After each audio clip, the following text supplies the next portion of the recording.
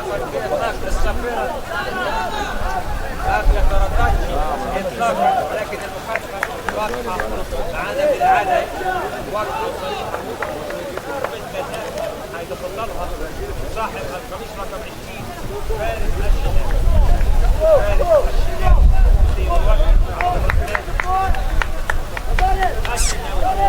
شيكا شيكا شيكا شيكا عبد الرحمن الشناوي والحمد وقت يا ترى فارس يحمل البسمة والفتحة الأولى عايدة شيكا في شباب بقول لك عايدة شيكا هو شيكا أن عبد الرحمن لا والله ثلاثة فارس ثالث فيه والسلطة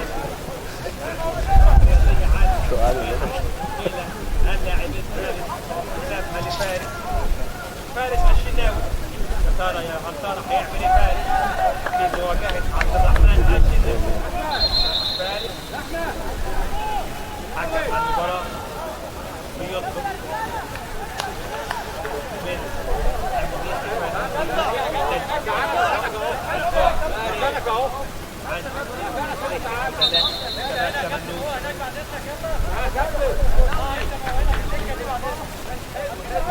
فارس الشناوي هيعمل ايه فارس صاحب القميص رقم 20